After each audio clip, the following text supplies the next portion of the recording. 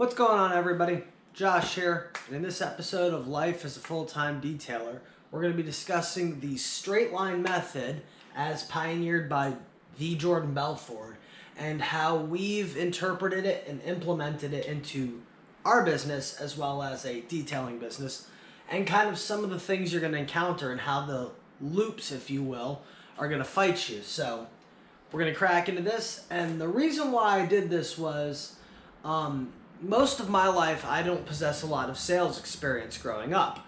I grew up doing a lot of work cooking in kitchens and stuff. So when it comes to making a sale, interacting and communicating with other people, I lacked a lot of this knowledge and a lot of this pre-tensional training. So I had to go out and get schooled up and learn really fast, and then I had to actually not only implement it, I had to understand what I was implementing and why it was and wasn't working, and figuring out all of the weird points and how I created my loop points, as he called it. So we're going to start here with this point on the board, which is the start of the sale, and this point is the sale complete. Now that's not the job done, that's just the sale itself is complete and you have done the job of bidding it. You have an invoice, it's been sent, and a deposit has been requested. That's where we want to get to, because that means we've landed the job. But how do we land the job? Well, there's a minefield of things that come about, and we're going to navigate them. But I wanted to point out, before we get to the start of the timeline and start explaining what's going on, and we're going to kind of reenact this, if you will, of a standard customer interaction, and you can vary out different objects in it, like say, this is for a basic exterior wash, or it could be for a one-step, or it could be for a ceramic coating. What it is in the sale is not whatever is the point. It doesn't matter whether you're selling a one-step or a ceramic or both, every sale is the same. Per Jordan Belford, every sale is the same, and I agree with him 100%. It doesn't matter if you're selling a glass parency installation, if you're selling dog treats, if you're selling website advice, it doesn't matter. Every sale is the same. You must start somewhere, and you must finish the sale, and then you have to do the job. So, down here is the detailer. That's us. We control this world. This is our side of the board, if you will. Up here is our potential customer, okay? This is the world they control. This is who's coming to you, and this is who we're working for. So our goal is to take our potential customer and keep them on the straight line. Now, during the straight line of communicating the sale, you'll find that your customer wants to take control of the conversation at multiple points in their thing. And they'll be wanting to talk about everything and anything from, politics and religion, to local taxes and everything. And that has nothing to do with what we care about, honestly. Ooh, hope I don't smear it. And sorry for the handwriting, guys. I'm really not the greatest when it comes to writing on a whiteboard really clean. I try my best, but that's why I'm going to walk you through it. But they want to talk about anything they can. Off topics, random topics, and anything. And you just want them to go over here. But here's another minefield where a lot of detailers or a lot of business owners will get. When you're doing this conversation, you will go on a tangent yourself at multiple points, and you'll end up off in La La Land yourself. And I've even caught myself doing it at the beginning where I wondered, and I'm like, how did I get to talking about this? And now I have to find because now I'm over here and off the board. And now I got to find a way to get a navigational route back to over here where I want to be. And it's not always easy that way. So the straight line, you want to keep them on one momental path. So without further ado, we're going to do this. So I'm going to play both characters because I don't have anybody else here to reenact this with me. Sorry, I didn't plan this in advance. Couldn't find any of my detailing friends that were off and around today. So they all got jobs. We're off today, so we're going to work on some stuff. We're working on this for you guys. So we're starting our sale. Great. First thing you do, you get your contact point, and you initiate the hi, how are you? How may I help you? Your generical endpoint. They're going to respond back with what they need or want. And I say need or want because depending on what word they use will tell you so much.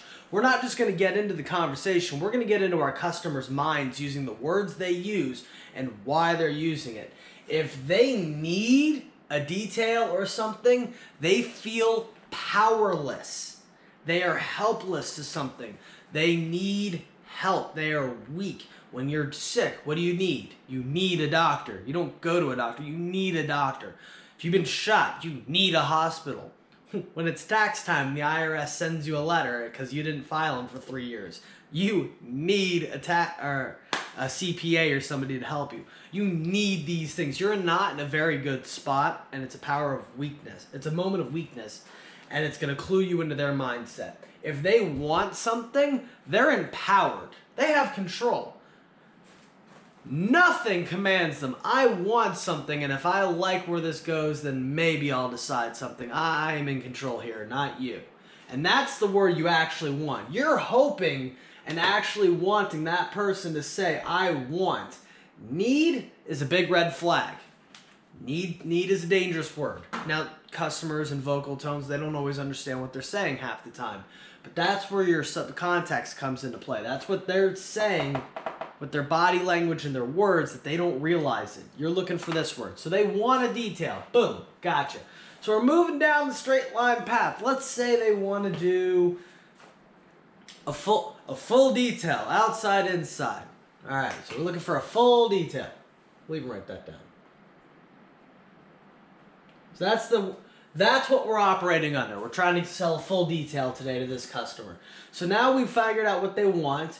Next, we need to get our information because you need to know what you're working on. It's plain and simple.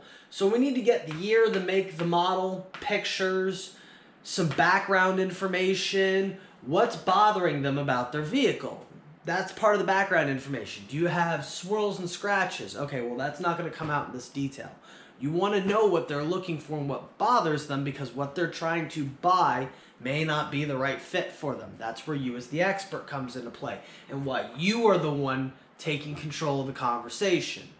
You move this at the speed you want, not at the speed they want. So when you're moving this conversation, you're starting to figure out what the heck you're working on. You're trying to get some relative recent pictures. You want to know what it looks like, or can you get them to come by for an interview, an inspection, however you want to word that, a meet and greet, doesn't really matter. You want to see what you're dealing with. How bad is it, and what do they call bad, and what do you call bad? Try to get any background information. What happened? Does it got stains, molds, odors? What are the stains? Are they protein-based? Are they tannin-based?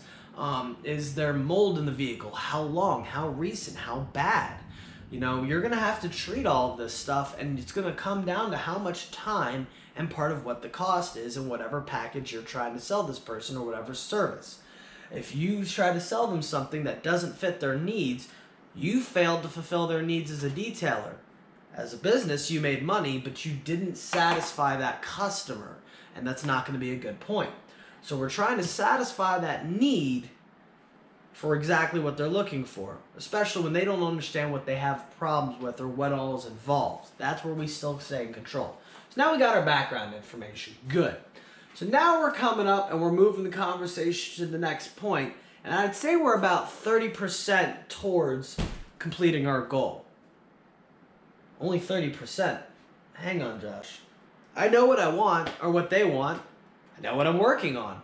This shouldn't be hard at all. At this point, I should throw them a number and say la vie, and we're done. And I promise you, if you throw a number now, you are going to... The odds of you hitting this, making this sale is about 3 out of 10. I'm serious. Trust me, I have lost lots of sales this way, throwing numbers at this point. And I learned the systems, and I talked to other people who've been doing this, and I've been picking every expert and tenured person's brain I can on this.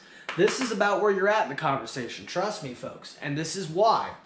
So in your customer's mindset right now at 30%, you don't know what they're thinking, but I can tell you right now they're fine. Everything's just fine. But what that really freaking means is they're freaked out, they're insecure, they're neurotic, and they're probably highly emotional, to be honest. And yes, I'm stealing that from the Italian Job. I'm a car guy. car movie reference. Anyway, but this is what they're thinking. This is their mindset right now. This is who you're dealing with. And if they're really emotional, if you could tell that in their vocal tone or anything in their texting, like they need something at like 5 to 10% in this conversation, you bet your sweet butt you are not here on the system. You are up here in your customer's world right now where the sale is. And you need to address this. So how do you address a customer who's just fine? Well, you're not going to be clued into it, to be honest with you. They're barely going to tell you, if anything, because they're trying to play their poker face. Now, why are they trying to play their poker face? They might have been burned by a detailer in the past. They might have had a bad past experience. These things happen. I've had a few customers that only went to a detailer once or a dealership detail and they got scratched, swirled, marred, pitted paint, destroyed, everything, and we had to fix it. We had to fix it, and I promise you, dealing with that customer was dealing with a wounded bird if I've ever had one. So you are dealing with all of this. Now, how do you counteract that? You need to position yourself as the expert. This is where we take the conversation up here and we drag it back down hard because they're freaked out and they want an expert to help them. When you're freaked out and sick and hurt, you go to a doctor. When you're having an emotional breakdown, you go see a mindset coach, or you go see a therapist, or you go see maybe your local religious leader or figure or a father figure or somebody that you confide into that pulls some relief back into the picture. So, we need to position ourselves as the experts. And let's not face it, we are experts. We do everything about this to a professional level. We are a licensed and insured business. We're the experts here. And that's what you need to be doing. You need to position yourself that if you're a member of the Better Business Bureau or some formal organization, hey, you need to let them know that. You need to let them know if you're with any formal organization like the International Detailing Association, if you're a certified detailer, skills validated, certified detailer, if you're just a member, whatever you're standing with an organization, as awesome as that is.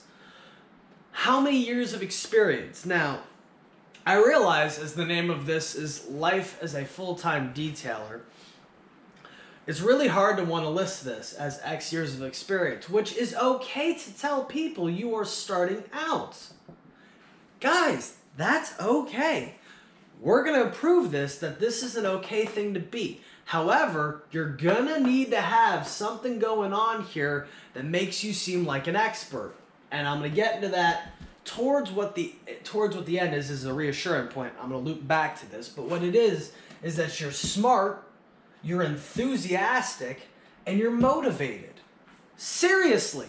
Nobody wants to do business with the young new business guy who's like, yeah, I do car washing. It's like $40, yen. No! Get away from me! Don't touch my car. Seriously. Nobody wants to do business with that guy. You want to do business with the guy when you pull up and you're like, hey man, I'm looking to get my car cleaned or detailed. Holy cow, check it out. That's a 2019 SS Chevy Camaro. Triple black. Loving it, man. Is that sitting on 275s in the back? You want the guy that literally looks at your car and knows more, just almost as much about your car as you do without knowing what's done to the engine or anything. New, old, it doesn't matter. You want the guy that has the heart the same as you do. You want the passion there. But you also want somebody who knows what the hell they're doing. So if you're starting out, you got homework to do. It's called learning your stuff. And that's part of what this series is going to be about. Seriously.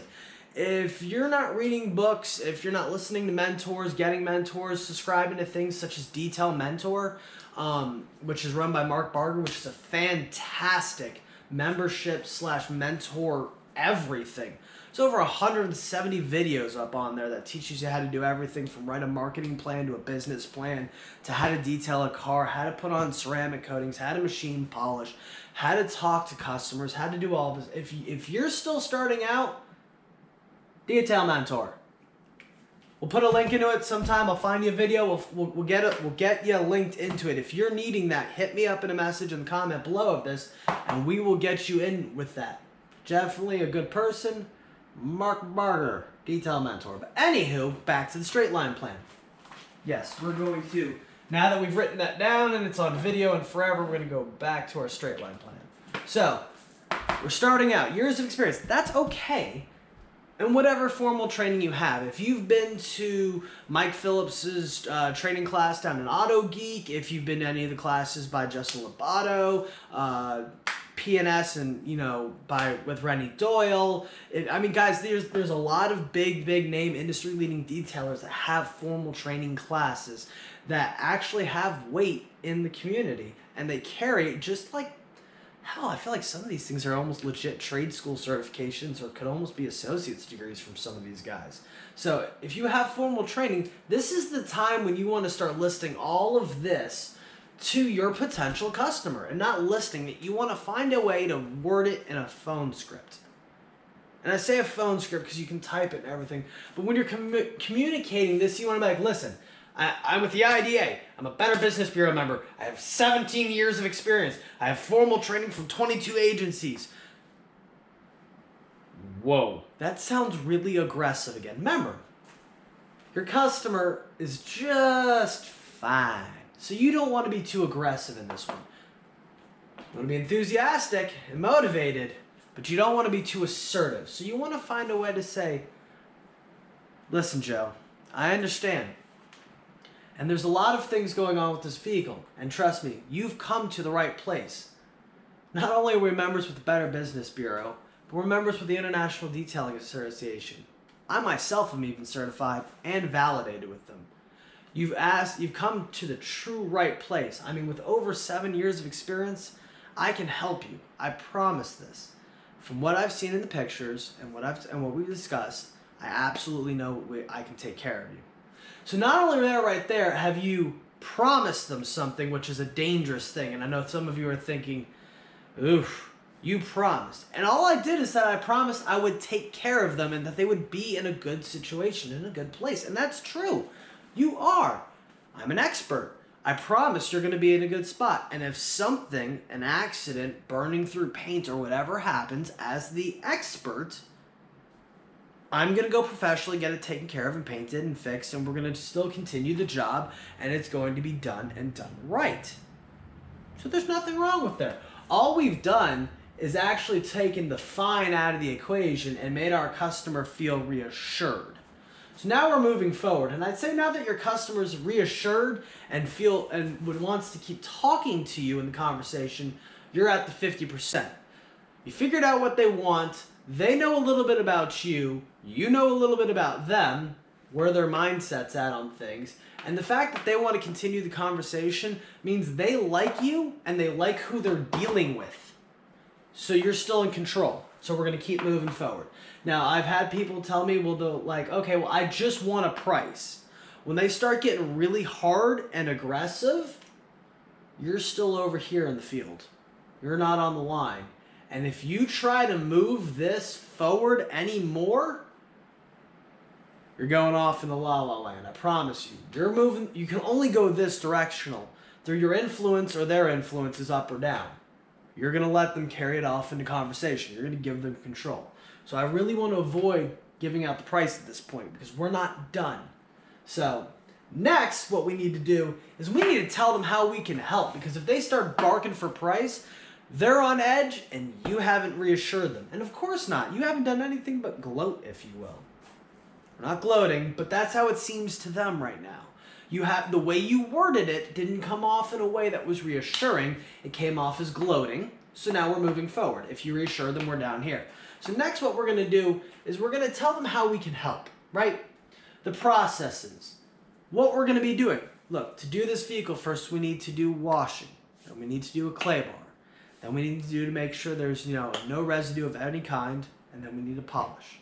And then we need to wipe that off. And that you need to tell them what's going on. This is their baby. This is their pride and joy. These are vehicles that people spend a lot of money on over a long period of time that they owe to people, sometimes when they take notes out on vehicles. And this is their livelihood tied up in the foreseeable future. They want to make sure it's done right and in good hands. And it is. And that's what you want to do. You want to lay the process out. You want to lay the timetable too. Because when we get down here to the price, which we're almost there, but we're not there yet, when you lay the timetable out, when you give them that number, There will be less of a sticker shock. Look, if I tell you that for me to do, inside, outside ceramic coating, one-step polish on a brand new vehicle on a RAV4 is $1,400. And you're like, what? That's absurd. That's true. If I told you I spent 48 hours not working straight 48 hours, but for 48 hours I had possession of that vehicle, and I'd tell you that probably for somewhere closer to 30 to 36 hours, I worked on a brand new vehicle, making sure that it was tip-top. After I washed it, clay barred it, chemically decontaminated, machine polished it, panel wiped it, got all of the edges, lift every door, open, crack, crevice, surface, got every polish off, every rolled edge, make sure it was nowhere it shouldn't be. Then I ceramic coated it. Then we did trim restoration. Then we did, wheel ceramic coating. Then we did glass parency. Then we did interior ceramic.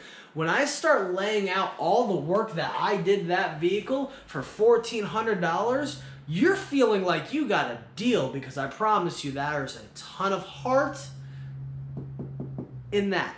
There's a lot of experience and training. So that number isn't as big of a sticker shock at that point. So we're going to give them our timetable. Then if you have any examples of work in the past, such as previous jobs, you have, pictures, videos, anything like that, even reviews on your page that you can tell them, hey, review from so-and-so was actually the same job that you're looking to have done, roughly same style vehicles in previously similar conditions as the pictures or as I see of yours. When you give them some examples that they can reference, before and after, so they have a reassurance that what you promise you can do, you've done in the past and is repeatable smoothly, then you're in a good spot. And then lastly, we're going to give them the price. And this is where we're going from 50 to 80%. Now I do these straight lines. This is kind of what you're moving as you're moving the conversation and covering these things. The last thing you should be is the price, and that's right at that 80% point, okay? So then you can give them what your price is. And then I cannot stress this enough. From somebody who still is working on doing it himself, please take my advice. It hurts when I don't listen to my own self and my own mentors and people that tell me this. And then you shut up. Okay? I'm saying it again. You list the price and then you be quiet. He who speaks first loses in this conversation. I have proven it time and time again. I have literally figured all of this stuff out, plus validated it with experts, put it on the timeline, figured half this stuff out, got here in the conversation to 79%, spoke first, and gone. Lost it. Why? And I'm not trying to be loud, be upset, because this is where I have really lost a lot of my year and a half that I've been operating, almost 2 years of business. This is where I keep losing a lot of my money. Now, this is where I've started to get successful, because I've learned to bridge this last part, because I speak first. Sit there 2 minutes, 3 minutes, 5 minutes. God, it's going to be painful. Time will drag out. You're going to hate life, but do not speak first. Trust me on this. Okay? So now, they spoke. Didn't 80%. We are now in the point of closability in the timetable from starting our conversation to completing it at 100%. And when I say percentage of completion, this is a percentage of reassurability to your customer. These percentage points are how confident your customer is in what's going to happen and what you say can be done and that it can be done. If you ask somebody when they're 50-50 kind of sure on something, you're going to get a probably most likely no, especially if it comes with money coming out of their pocket and it's a gamble on something that they already have money wrapped up into. You're going to their world, son. You're going to it no. So at 80% of reassurability, you're somewhere here on the timetable, if you will. We want to be here, but we're somewhere back down here. We're doing good. So at this point, we're in a magical zone as a detailer and as a business owner. This is what we want to pay attention to. This is the add-on zone. This is where the emotional point takes over and everything really drives home. And everything that you've done, you don't have to be so aggressive with anymore. At this point, this is refinability. And this is where we start making money. So, remember, we're still only looking about a full detail. So I've reassured them I can do the job. We've talked about it. It's going to be, let's throw a number out there. $200. $100 for the outside and $100 for the inside. That's not what I charge, folks, but that's the numbers we're going to use here. All right, cool. So you mentioned you had swirls and scratches inside of it. And, I said this would only take me about 2 to 3 hours to do this, but you said you had the car all weekend. You really didn't care. So, we have other packages, since now that you're feeling more comfortable with me, which we're not saying this, that we have other packages that we can help you with that will get rid of the swirls and scratches. We can restore your vehicle and give it that like new appearance again that you loved and knew, or knew and loved from the vehicle when you first got it. Really, Josh? Yeah, and in fact, everything that we were first talking about is included in the next tier level package up that includes the machine polishing to fix that. There's just a slight bump in price difference because we're adding the polishing plus everything else you already know you're getting. Okay, so it's tier related. Yeah, simple as that. We're going to the next tier. So on the next tier, you're getting that. So I just took that $200 detail, and now, let's say we polish at $300 for a whole vehicle. We're just throwing numbers here, folks. So now we took that and turned it into a $500 sale, possibly. And you can really get it back? Yeah, hang on, and you can really get it back? Yeah, hang on. Let me go back to some of my examples of work of some of these other cars that I've done that are like that and prove to you that I've done this before. Trust me, you're going to like this, buddy. You like me already, remember?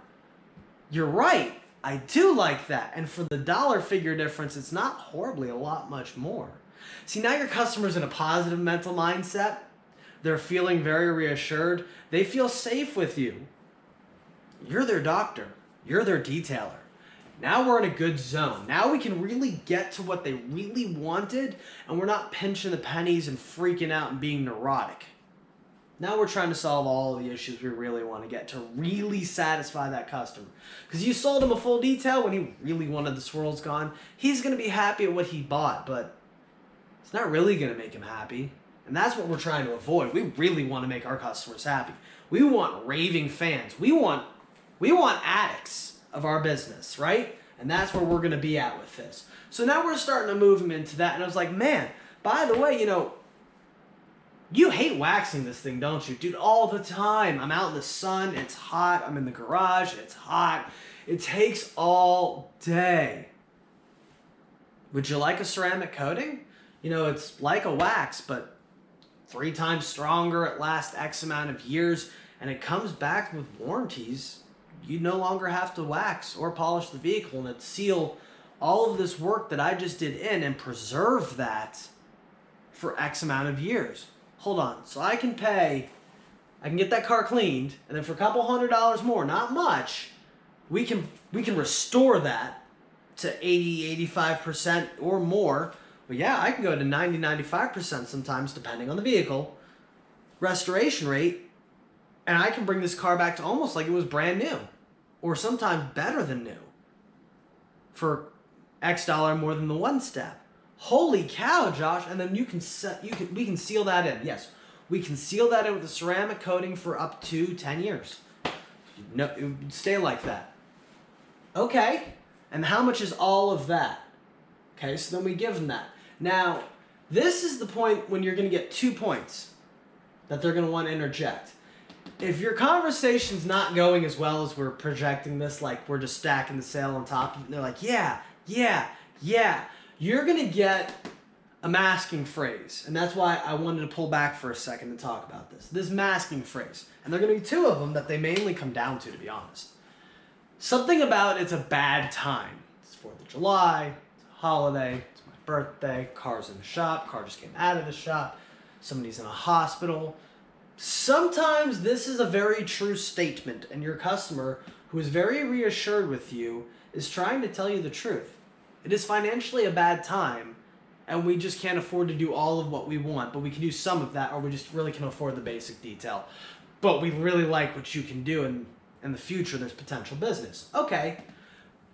Or we don't want to do any of it. If you're operating here before 80%, they could pull that time out sooner. It's a bad time. At $200, it was a bad time. That's a masking phrase. You just didn't see the value in it. They need to talk to somebody. They're not financially in control. Something about the dollar, they kind of like you, but the amount of money makes them a little uneasy and they're still unsure and they want to run it by somebody else who's not you in this situation because they feel a little bit like you're doing the whole greasy salesman thing possibly. These are some of the masking phrases and ruffled ways they're all going to boil down to some of the two of those two, basically. So, if they're pulling those back out, again, they're trying to pull the conversation back into their terms, all it is. So, we're going to go back over here, moving forward. So, we're back to $200. It's a bad time, and they need to talk to somebody. They don't want to do all of it. All right, so we were doing great, but we kind of overshot the moon on that one, or whatever happened. So, at this point, this is where their last-minute objections are coming in. They're trying to pull back their parachute, if you will. They're trying to bail out on the sale and keep it from getting too expensive too fast, and they feel like they got swept up in a moment. We're not trying to sweep them up in a moment. We're trying to educate them and move them along the straight line quickly and efficiently because our time is money. If I'm on the phone with you for 30, 40, 50, 60 minutes trying to do this sale, that's 30 to 60 minutes I could have been working on the car too. Too long, wrapping it down.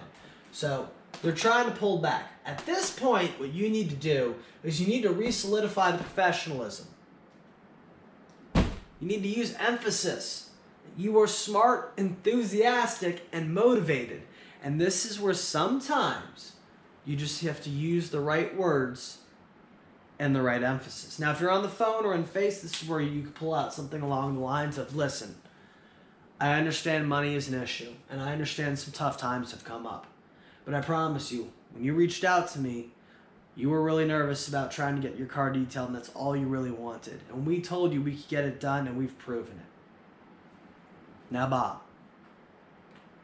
when I say, trust me, you're in good hands, you're going to know from the moment that you dropped off your car to the moment you picked it up, your vehicle was in a place with somebody who had just as much heart as you did. And the only thing you wish you had done is done it sooner. So what do you say, Bob? You ready to become an addict yourself? Boom. Whoa. Goose chills. Stupid things like that. I connected with my customer. I referred back, reassured, and went over everything that was going on. I made sure that they knew that I was smart. I was wanting the sale. I was here to do business with them, that I listened to them. I understood what they were saying, and that all of this could be helped by me, and that the only thing that they're going to have, which would be a regret, is that they waited. Because the last thing I want to do is I want to put this thing to that 100% point, and then I'm going to ask for it right then and there. When I pull out that whole thing, you're going to have regret. So what do you say? Right? I'm going to ask for the sale right there. There's no chance for our customer to think about doubt again. I'm tired of trying to pull the conversation back if they keep pulling it up. This is where we're going to pull it down and lock it down. What do you say? And they're going to want to do it. Now, if you were still up here and you hadn't reassured your customer and they hadn't fell for bought or any of this and they thought you were full of crap and you were up here, you're going to get a no. And if you're talking out your butt, you never made it to 100% because they hung up on you or they stopped listening or you ended up asking about, so what are you doing on Saturday? You want to go to the football game? What? No. Sale. That's what we're after. So, that in a nutshell is the straight line system. Some of the systems you'll be encountering, some of the masking phrases, where your customers can be thinking about who's in control at what points and why, and at what point you should be asking for the sale. And again, at 80%, this is where we want to start adding the add-ons. Your customer is really confident in you at 80%. You want to be starting to do the interior ceramic coating add-ons or the glass parency add-ons or the rim coatings or ceramic coatings in general if your customer just wanted to have the car polished. A lot of times we get a lot of classics and like, I just want to buff and wax. And I'm like, would you like to stop waxing it every 6 months? Well, yeah, but how about a ceramic coating instead? We were there. At that point, that's when I mention it. I didn't say, how about a ceramic coating back there? I know I made it seem like we're only at 30% of the conversation. But I promise, during that, I moved that customer to that 80% point, and I was like, dude, aren't you tired of this? Yeah. How about a ceramic coating? Well, what's that like? Yeah. How about the sale? It's all about the 80 to 100% zone. If you're not in that target zone, you're wasting your time. So, hope this was helpful. Found anything you needed after it. If you guys have any questions about how this system may implement, or if something confused you a little bit, hit me up in the comment below.